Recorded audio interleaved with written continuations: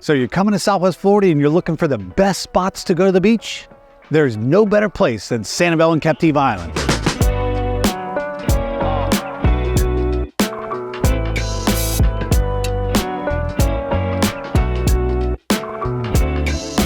So before we get to those best spots on Sanibel and Captiva Island and their beaches, let's talk a little bit about the beaches and a little bit of the makeup of them. It's said that the Calusa Indians were the first people that inhabited the island 2,500 years ago.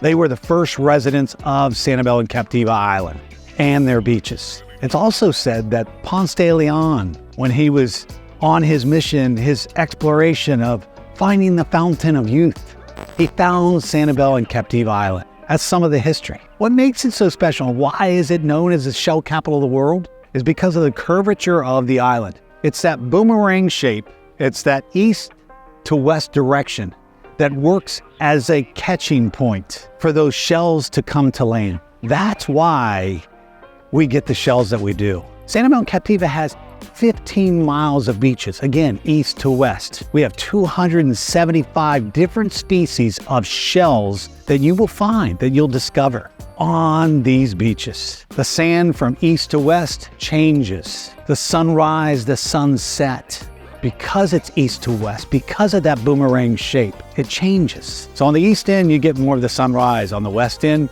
you get the sunset. The water clarity, it changes. The shoreline changes. The sand texture, it goes more from a powdery sand texture to more of a grainy texture. And that's probably because Captiva renourishes their beaches and Sanibel lets Mother Nature take its course. That's the difference between Sanibel and Captiva. Sanibel Island is an incorporated city. They let Mother Nature take its course and decide how our beaches are, whereas Captiva renourishes their beaches. Both are beautiful beaches. Both are special in their own way. Again, east end, more sunrise. West end, more sunsets. Captiva's more sunsets, more west end.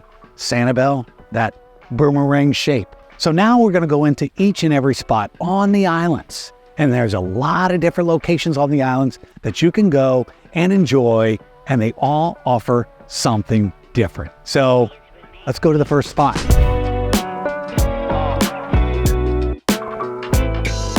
So first spot is an iconic spot, and that's the Sanibel Lighthouse, the Lighthouse Beach. What's so special about the Lighthouse Beach? It's on the east end of Sanibel, and we're gonna take that tour from east to west, the way the island curves. But first, we're at the lighthouse. It's a historical lighthouse, one of the first lighthouses in 1884 that was established on the Gulf Coast of Florida. It's a very special place. A lot of great things to do here. You've got driftwood out here that makes that really island feel. All the coconut palms, all the native palm trees, vegetation. You've got little walking trails that go throughout. You got the fishing pier, which is a great place if you want to go fishing. You got a lot of great boat activity here. Sunrise, a great place to watch it. That's on the east end. The beaches are fantastic. So the water is a little bit shallower, in my opinion, on this east end. It's probably not as blue-green like you get up on the west end, but it's still beautiful. The other thing you get here are the sunrises. What's nice here too is at night, you get the lights of Fort Myers Beach.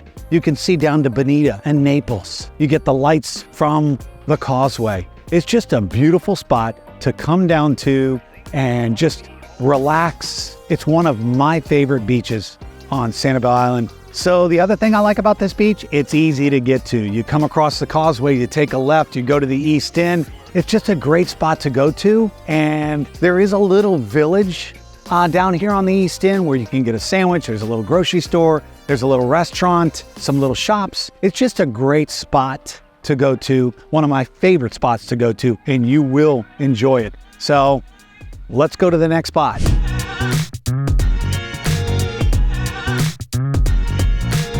So the next beach on Sanibel Island that's on our list is Algiers. Not a lot of people know about Algiers. It's been there for a long time. What's so great about Algiers? It's private. Not many people know about it. So where is Algiers Beach? When you come across the causeway, you go straight to East Gulf Drive. And then you go East Gulf to Middle Gulf to Sanibel Road. And that's where Algiers is located off of. It's a great spot that nobody knows about, and There's biking paths, there's trails. What's cool about Algiers also, it's got an old pioneer cemetery. Not that you want to go to the cemetery, but it's just special. It's history. It's just a private space. All of our beaches, including Algiers and the rest of them, are great for shelling. That's what's special about Algiers. I hope you enjoy it. There's plenty of parking there too.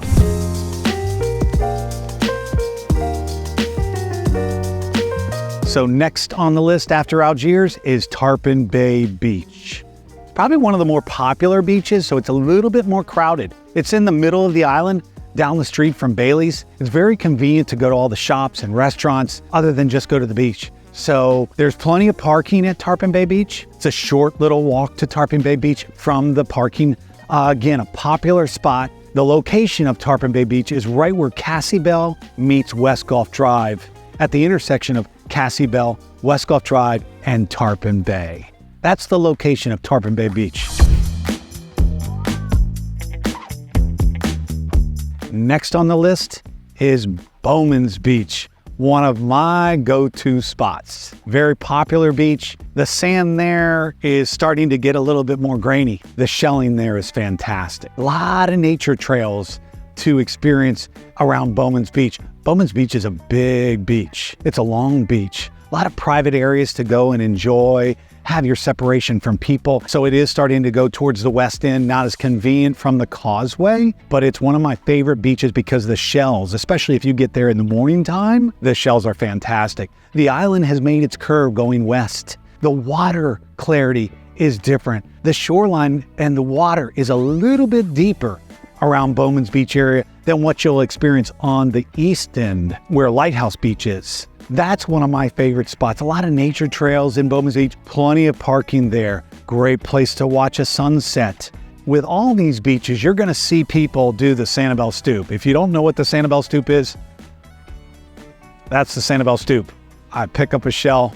That's what people do. When they're picking up shells, we call it the Sanibel Stoop. So you're gonna see that up and down all these beaches. But the Bowmans Beach area is one of my favorites. Again, the sand, the water clarity, the sunsets, the nature trails. You've got a little bit of a bayou back where the Sanibel River cuts into there. Just a lot of nature, a lot of birds, wildlife, marine life. You can fish back there. It's just a great spot in Bowmans Beach.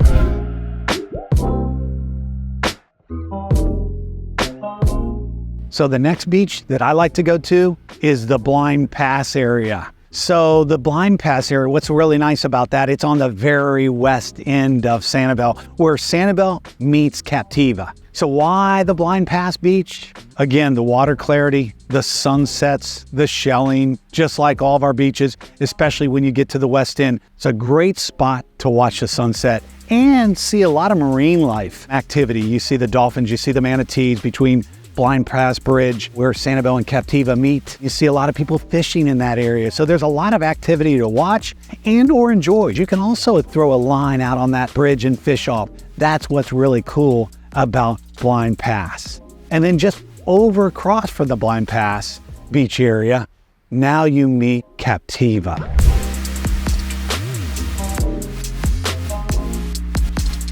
So from Blind Pass, you go to Turner Beach. Turner Beach is on Captiva. It's the first and one of only two spots that the public has access to the beaches on Captiva. That's the difference between Sanibel and Captiva also. There's not a lot of spots up on Captiva that the public can park at and go enjoy the beaches. Whereas Sanibel has a lot of different spots that you can go to, a lot more parking availability.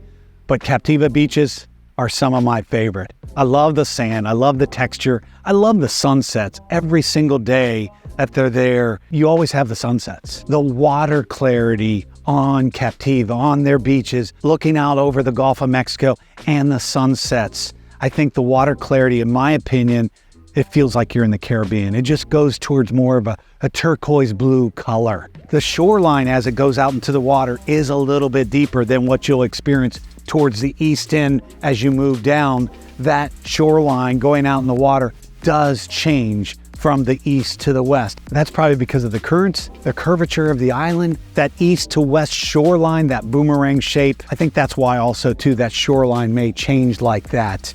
On Captiva, because you face west, because you face towards the sunsets, you may even see a green flash. What's a green flash? Well, look it up.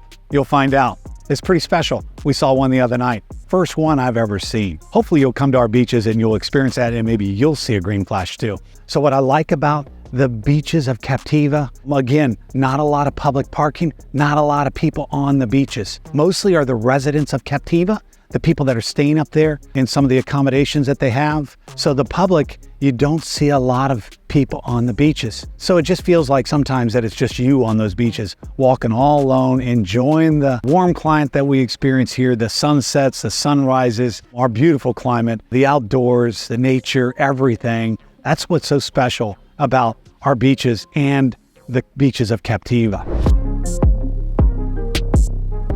The next spot we have the Alison hagerup beach up on Captiva. A lot of people don't know this is here because it's at the very end. It's where Captiva and South Seas Resort meets. South Seas is a private resort, gated. There is a beach right at the end of Captiva Drive, and that's called the Alison hagerup beach. That's a really cool beach. Again, that feeling of Captiva, the sand, the water, the sunsets, it's all there still, but it's a private area. Not a lot of people know it's there. There's plenty of parking there. So pretty much all the beaches on Sanibel and Captiva, to park there is $5 an hour, except for the Alison hagerup spot. It's anywhere from $15 to $40 for the whole day. That's a big difference too. That might be the reason why a lot of people don't go there. But don't let that stop you, because it is close to everything up on Captiva. It's close to the village of Captiva, where you can go to the restaurants, the shops. That's why you're probably paying a little bit more at Alison hagerup, because you have the access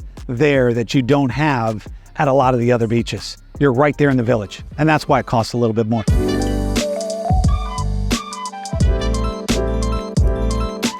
So that wraps it up for the best spots, the best beaches on Sanibel and Captiva Island. But before we leave this video, what'd you think? What do you think? What's your favorite spots to go to on the island? What's your favorite beaches to go to on the island? Please leave a comment below. So if you like these videos, subscribe, follow us on YouTube, and maybe I'll catch you at the beach.